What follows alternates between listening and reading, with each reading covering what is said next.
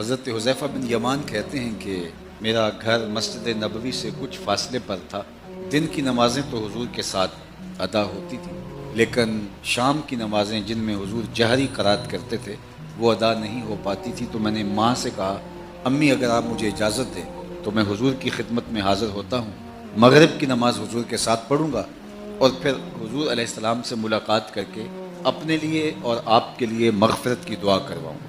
لالچ بہت اچھی تھی تو ماں نے کہا پتر میں اجازت دیتے ہیں۔ تو حضرت حذیفہ کہتے ہیں میں حضور کی خدمت میں آیا اور حضور کے ساتھ مغرب کی نماز پڑھی۔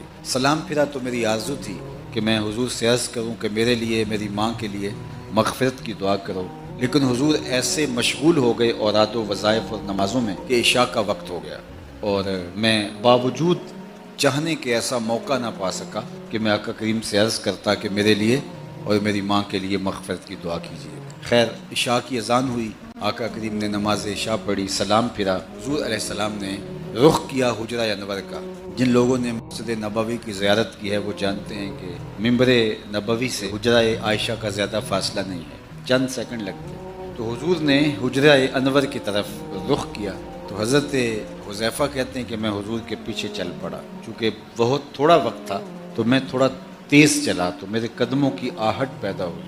تو آقا کریم نے رخ پھیرے بغیر فرمایا میرے پیچھے کون آ رہا ہے، اور پھر خود ہی فرمایا کیا حذیفہ تو نہیں؟ میں نے کہا جی جی حضور میں ہوں، اور میرا دل دھڑک رہا تھا کہ حضور ایک لمحے کے لیے رک جائیں اور ماں نے جاتے ہی پوچھنا ہے کہ حضور سے دعا کروائی تھی بخشش و مغفرت کی، تو میں ماں کو جواب دے سکوں کہ جی میں نے دعا کروائی تھی۔ تو حضور نے فرمایا کون ہے، حذیفہ تو نہیں؟ میں نے کہا جی جی میں حذیفہ ہوں۔ تو آقا کریم نے فرمایا اللہ تجھے بھی بخش دے، تیری ماں کو بھی بخش دے، کس کام آئے ہو؟ اب جو کام تھا وہ تو جنبش لب سے پہلے ہو گیا، وہ تو مجھے کہنے کی نوبت ہی نہیں آئی، یہی تو کہنے آیا تھا۔ تو حضور نے خود ہی فرما دیا کس کام آئے ہو، اللہ تجھے بھی بخش دے، تیری ماں کو بھی بخش دے۔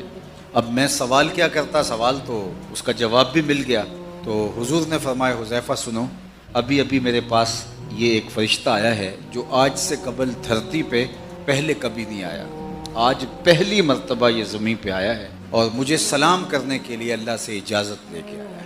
حضور کی بارگاہ میں وہ سلام پیش کرنے آیا ہے اور فرمایا کہ ساتھ مجھے بشارت دینے آیا ہے۔ جب وہ سلام کرنے آیا تو رب نے کہا کہ میرے محبوب کے پاس جا رہے ہو تو تحفہ بھی لیتے جاؤ۔